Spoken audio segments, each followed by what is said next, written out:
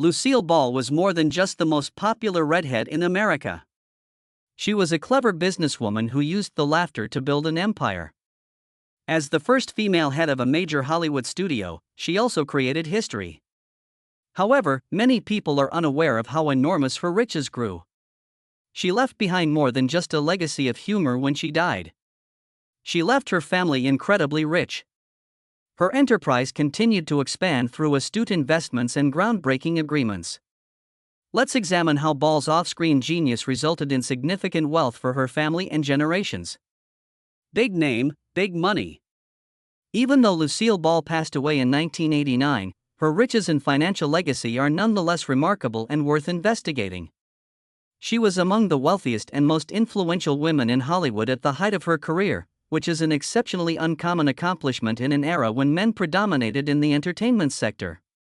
She is primarily remembered for her iconic performance in I Love Lucy. However, her success stemmed from more than simply her on-screen humor. She was a savvy businesswoman who took risks in the background. Her financial tale really takes off from there. The co-founding of Desilu Productions by Lucille Ball and her then-husband Desi Arnaz was one of the most significant turning moments in her financial career. This turned into a major force in the television industry, not merely a vanity project. In addition to I Love Lucy, Desilu was in charge of greenlighting and producing additional blockbusters such as The Untouchables and Star Trek. With that level of ownership and control, Ball was not only earning a salary but also accumulating equity in her own business, which eventually became one of the biggest independent TV production studios in the nation. She became the first female head of a major Hollywood studio when she eventually acquired Desi's stake in the business following their divorce, giving her even greater success and financial power. She sold Desilu to Gulf and Western in 1967 for roughly $17 million, which, after accounting for inflation, would be more over $150 million in today's currency. In addition to giving her a sizable personal wealth, the deal solidified her reputation as a significant figure in the entertainment sector. She kept up her acting and producing career after selling Desilu, which allowed her to keep a steady income. The continued success of I Love Lucy, which has been in syndication for decades, also brought her royalties and license income. Due to her half-ownership rights, that show never actually stopped producing money and brought in money for her estate long after she passed away. Ball had an estimated net worth of $40 million at the time of her death, which is roughly equal to more than $100 million in today's currency. Syndication, licensing, and show-related goods let her estate continue to make money. Her name, reputation, and body of work continue to generate revenue because of how strong her legacy is. Her enduring financial influence is facilitated by museums, artifacts, streaming platforms, and even contemporary documentaries about her life and career. In addition to being a well-liked television personality, she was a formidable businesswoman and, of course, a major source of income for her kids. What were the children's earnings? Let's investigate. Prosperity over generations. The majority of that fortune was passed down to her two children, Lucy Arnaz and Desi Arnaz Jr., who both partially followed in their parents' footsteps by working in the entertainment sector, but were spared financial worries because of Lucille's legacy. She ensured that her estate was well managed and that her children received the money and rights to her legacy, which included production rights, royalties, and shares in beloved and enduring TV series. Although she has done it in her own manner, Lucy Arnaz is still involved in the entertainment world. In addition to being an actress and producer, she has been a strong supporter of keeping her mother's legacy alive. She frequently appears in films or interviews whenever there is a retrospective on vintage Hollywood, especially if it features her parents. You know, she's got that balance between glamour and groundedness. The type of person that shows up in New York for Broadway openings, but who most likely has a farm somewhere peaceful. Lucy has never truly had to struggle for survival in the competitive world of show business because of Lucille's success. She has the freedom to select the initiatives that are important to her. Born in 1953, a few years after Lucy, Desi Arnaz Jr. had his own moment in the spotlight. He played music and performer when he was younger, but he has largely retired from the spotlight. Particularly in recent years, he has led a calmer life and been a touch more reserved than Lucy. He saw his fair share of public ups and downs, but once more, the safety net of his parents' riches allowed him to live his life as he saw fit. That type of privilege isn't solely a result of financial gain. It stems from a legacy that is resilient enough to keep a family safe and afloat long after the cameras have stopped rolling. Desi Jr. and Lucy have both been more than comfortable financially. Lucille's estate was worth a huge amount when she died, and it has only increased in value because of syndication, marketing, and the timeless appeal of nostalgia. That money didn't simply disappear. Real generational security resulted from it. Opportunities, education, and homes, all of the things individuals strive for, are already available to them. In a sense, they were born into a brand that keeps making money. Additionally, their emotional and cultural capital are equally as important as their financial worth. Even now, they enjoy a certain honorary standing in the entertainment industry since they are Ball's children. Naturally, things haven't always gone as planned. Along the road, there have been some difficulties, particularly since the death of Lucille's second husband, Gary Morton. Some of Lucille's personal belongings were eventually sold by his wife, Susie McAllister, which upset the family.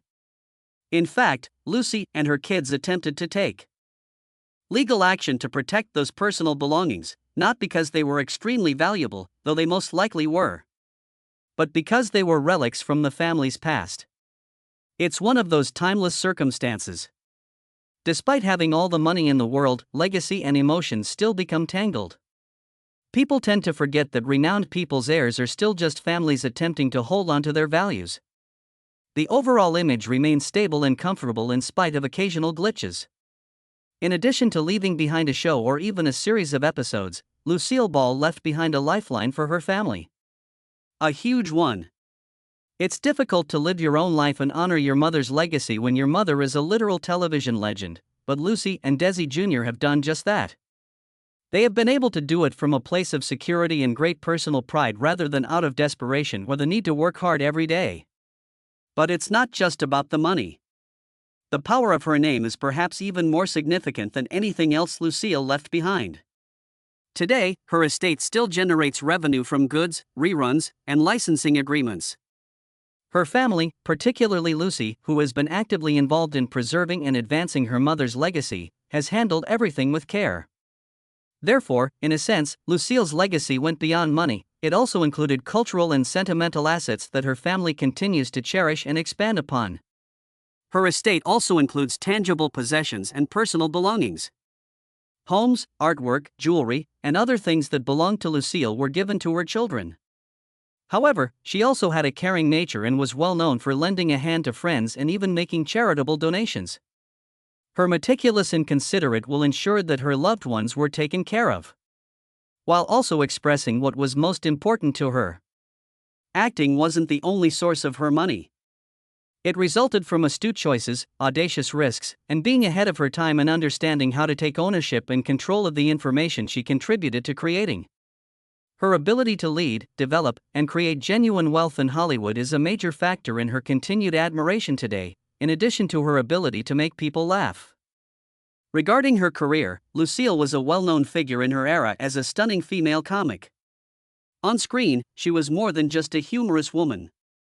She was a real entertainment pioneer, particularly at a period when Hollywood was still largely dominated by men. Her career is lengthy, intriguing, and full of innovative experiences.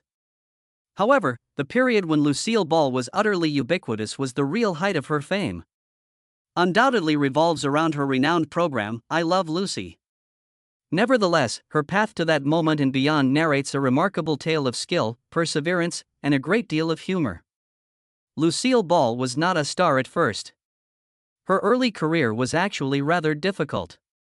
In the 1930s, she started out as a model before moving into film, primarily B-movies. Because she starred in so many low-budget movies, she was referred to as the Queen of the B's for a very long time. Critics did not take her seriously, and it appeared that she would never get above that inferior position. However, Lucille remained resolute and worked non-stop, accumulating roles and improving with each one. The seed for her greatest success was actually sown in the 1940s when she began doing more radio work. My Favorite Husband, the radio program she starred in, was quite popular. CBS wanted to make it a TV show because they loved it. Lucille consented, but only if Desi Arnaz, who plays her real-life husband, could also portray her husband on television. That's how I Love Lucy came to be, and to be honest, that's when her life took a drastic turn. I Love Lucy was an immediate sensation when it debuted in 1951. Lucille Ball was more than just a comedian. She had no fear. For a woman on television at the time, her physical comedy was completely unique.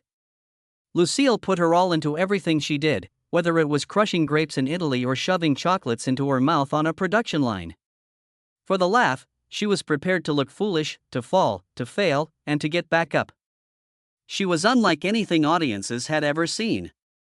She was funny, endearing, and relatable. Lucy Ricardo simply was too much for people to handle. The program swiftly gained widespread popularity. I Love Lucy was America's most watched television program by the second season. At its height, Lucille Ball was seen weekly by more than 60% of homes with televisions.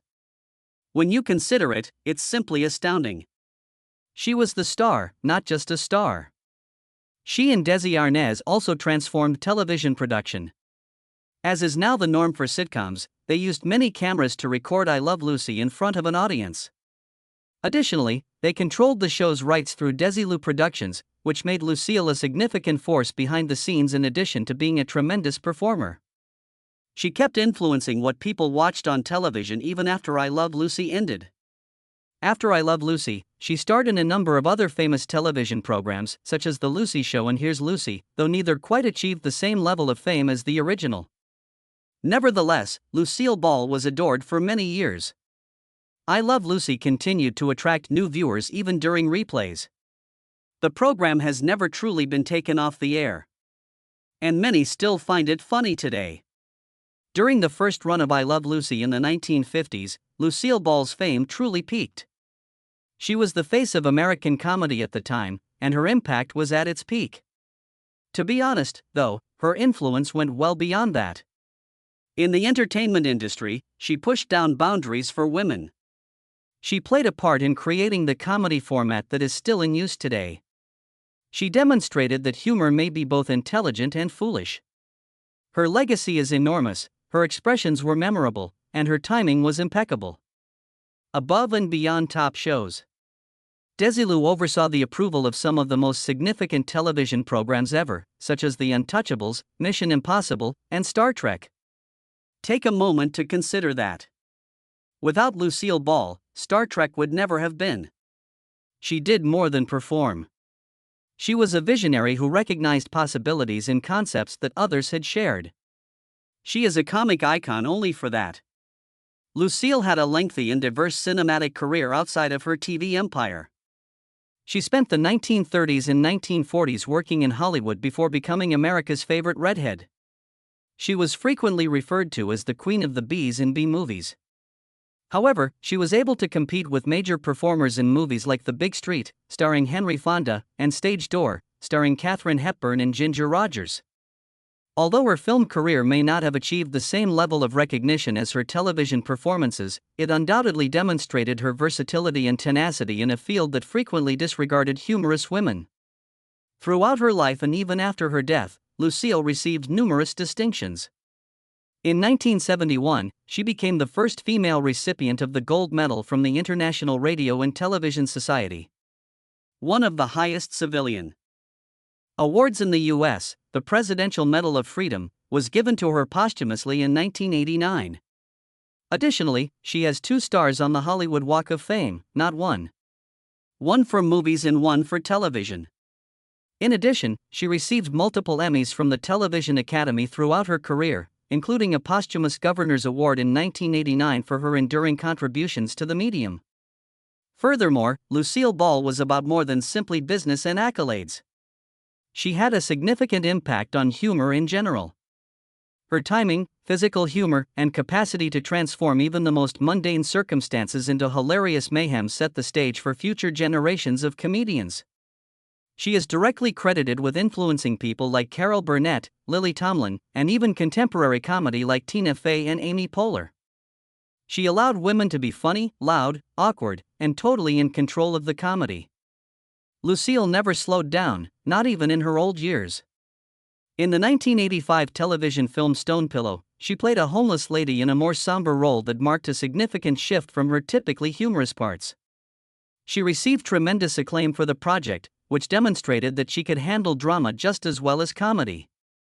Even though she wasn't the main character in a weekly sitcom, she continued to be a force by appearing in specials and award programs. Lucy Ricardo was just one aspect of Ball. She was a trailblazer, a formidable force, and a unique talent. She always gave it her all, whether she was managing a studio, creating popular television series, entertaining audiences on TV, or altering the rules behind the scenes. Her efforts went beyond simple amusement. The industry was changed by them and provided opportunities for numerous others. Because of this, decades after her final performance, her legend continues to shine brightly. In fact, her journey to fame was far from easy, even if she went on to become a comedy icon and a television pioneer. Like other famous people, she was put to the test on their voyage. Career roadblocks and difficulties. In actuality, Lucille experienced a great deal of rejection, criticism, and even some difficult times when it appeared as though her career may come to a full standstill. Behind the red hair and loud laughter was a woman who was always fighting for acceptance in a field that was controlled by men. It wasn't exactly a dazzling start to Lucille's career in Hollywood. She was frequently referred to as a queen of the BS and primarily landed B-movie roles in the 1930s and early 1940s. As she was never able to have that one huge breakthrough role. Although they liked her, the producers weren't sure how to handle her. She was attractive, but not in the sense that studios desired a starring lady. At first, her humorous ability, which would eventually become her trademark, was seen negatively. Many people at the time believed that women shouldn't be particularly loud, awkward, or humorous, especially when they were in front of others. Hollywood took a while to catch up with Lucille, who disregarded all of it.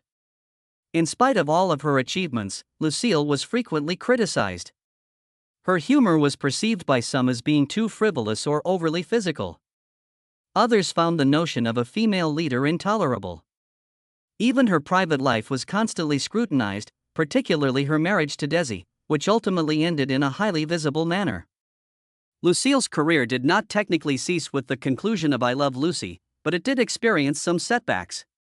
Her subsequent shows, such as Here's Lucy and The Lucy Show, attempted to replicate the charm, but none were able to have the same cultural influence.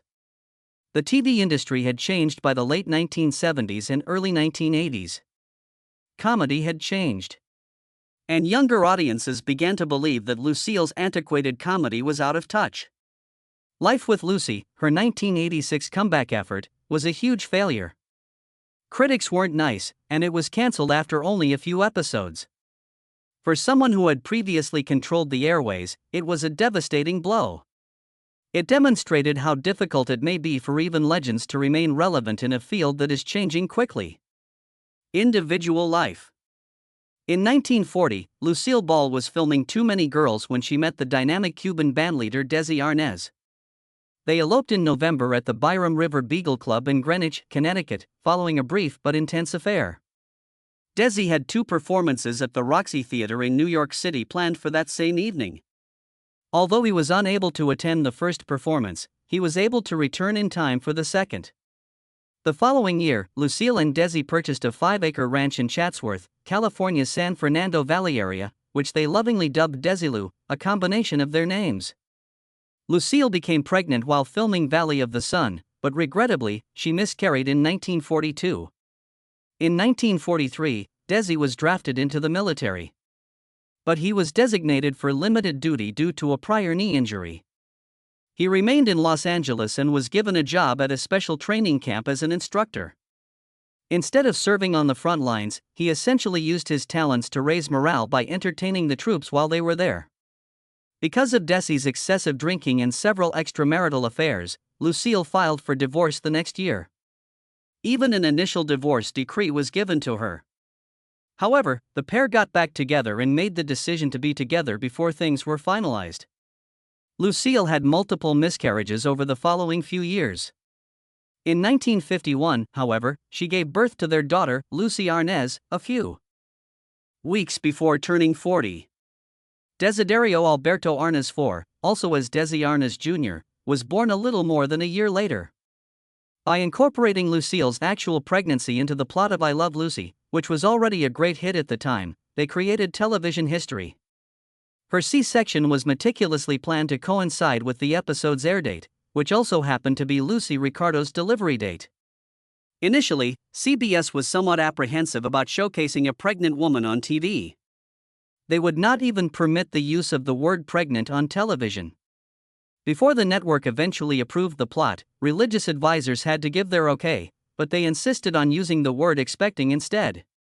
Desi purposefully mispronounced that as spectin, turning it into a joke. The official title of the episode was Lucy is on Saint. Although titles were never used in broadcasts, they were derived from the French word for pregnant. When the show aired, an incredible 44 million people saw Lucy give birth to Ricky. In real life, Lucille gave birth to Desi Jr. in a hospital in Los Angeles on the same day. The scene was so famous that it appeared on the cover of TV Guide's inaugural issue. Released during the week of April 3 to 9, 1953.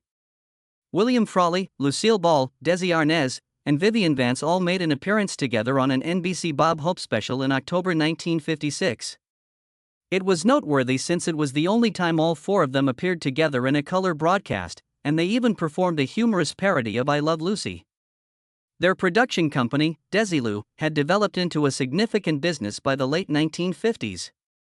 Despite its success, Lucille and Desi experienced a great deal of stress from running such a big business. After filming the final episode of the Lucy Desi Comedy Hour and a day after Desi's 43rd birthday, Lucille formally filed for divorce in Santa Monica. She called her marriage to Desi a nightmare. Completely dissimilar from the joyful picture that everyone saw on I Love Lucy. On May 4, 1960, the divorce was formalized. Desi and Lucille were friends for the remainder of Desi's life, despite their breakup, and they frequently spoke well of each other.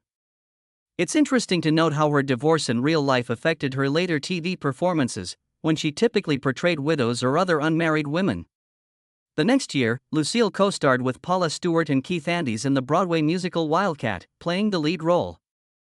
Stewart and Lucille became lifelong friends as a result of this show, and Stewart later introduced Lucille to Gary Morton, her second husband. Lucille was 13 years older than Morton, a comic from the Borscht Belt circuit. Their marriage took place on November 19, 1961. Due to his hectic schedule, Gary had never seen an episode of I Love Lucy before meeting her.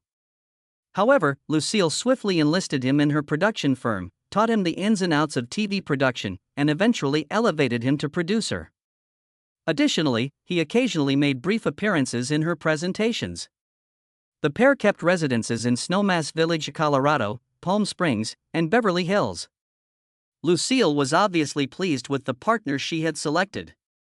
"Boy, did I select a winner," she wrote to a pal in 1983. "I never thought I would get married again after 19 years with that Latin lover, but I'm happy I did." She was also renowned for being outspoken about her opinions about her son Desi Jr.'s relationships. She disapproved of his relationship with Patty Duke, an actress. Lucille said, "I miss Liza, but you cannot domesticate Liza," when he was seeing Liza Minnelli. Death or life? Jamestown, New York, is where Lucille was born. She was the eldest child and sole child of Desiree Evelyn Dede Ball and Henry Durrell Head Ball, a Bell telephone lineman. The family belonged to a Baptist denomination. Although Lucille had some Scottish, French, and Irish ancestors, her heritage was predominantly English. Her forebears were some of the first people to settle in colonial America, such as Edmund Rice, who immigrated to the Massachusetts Bay Colony from England, and Elder John Crandall of Rhode Island. The family traveled a lot when Lucy was growing up, first to Anaconda, Montana, and then to Trenton, New Jersey, since her father worked for Bell Telephone. Tragically, on February 28, 1915, when Lucy was just 3 years old, her father died of typhoid disease when the family was residing in Wyandotte, Michigan. Fred Ball, the second child her mother was expecting at the time, was born later that year. The only memory Lucille had of the day her father passed away was a clear picture of a bird flying into their house, which caused her to have a lifelong phobia of birds. After her husband passed away, Dee Dee relocated the family to New York, where she reared Lucille and her brother Fred in the village of Cellarin, a lakeside summer resort close to Choctaw Lake, with assistance from their maternal grandparents. 59 West 8th Street, which would later become Lucy Lane, was their residence. Lola and George Mandicos, Lucy's aunt and uncle, as well as their daughter Cleo, also resided in the home. Lucille's childhood friend and cousin. Later, Cleo would produce a number of Lucille's TV and radio programs. Additionally, Lucille connected her to Cecil Smith, a critic for the Los Angeles Times, who would later become her second husband. Lucy loved Celerin Park, a busy local amusement park that had a roller coaster, a ballroom, a theater for theatrical acts, and a boardwalk slide into the lake. It's obvious that these early encounters influenced her early passion in show business. Dee Dee marries Edward Peterson 4 years after her father passed away. Lucy and Fred were left in Peterson's parents' care when Dee Dee and her new husband searched for employment in a different town. With the exception of the bathroom mirror, these step-grandparents, who were devout Swedish Puritans, took down every mirror in the home. Lucy claimed that the incident had a lasting effect on her, particularly throughout the 7 or 8 years she lived with them, when she was severely reprimanded for once appreciating her reflection. Lucy's stepfather urged her to try out for a Shriners show that was in need of performers when she was 12 years old. The stage experience left a lasting effect. She found that performing brought her the recognition and attention she so desperately desired. Her family experienced hardship once more in 1927 when their home and possessions were sold to pay for a court settlement, forcing them to relocate to a small apartment in Jamestown. Despite these early setbacks, Lucille's passion for the theater had already blossomed, laying the groundwork for an illustrious career. Lucille Ball was admitted to Cedars-Sinai Medical Center in Los Angeles on April 18, 1989. Doctors determined that she had a dissecting aortic aneurysm close to her heart after she complained of chest symptoms. In order to fix the damage, she had a long 7-hour operation and an aortic valve replacement, which was first considered successful. Ball, however, was still recuperating in the hospital when he woke up with severe back pain on the morning of Wednesday, April 26. She passed suddenly at 5:47 a.m. shortly after losing consciousness. The ruptured abdominal aortic aneurysm, which was unconnected to the aortic segment that was repaired during her previous surgery, was eventually identified by medical personnel as the cause of death. 3 different memorial ceremonies were performed in her honor after she passed away. After being cremated, Lucille's ashes were first interred at Hollywood Hills Cemetery's Forest Lawn in Los Angeles, where her mother had also been buried. The bones of Lucille and her mother were transferred to the Hunt family plot at Lakeview Cemetery in her hometown of Jamestown in 2002 in order to fulfill Lucille's desire to be buried next to her mother. The remains of her brother, Fred Henry Ball, were also buried there. The video has come to an end. If you want to see more uploads, subscribe to the channel. Thank you for viewing.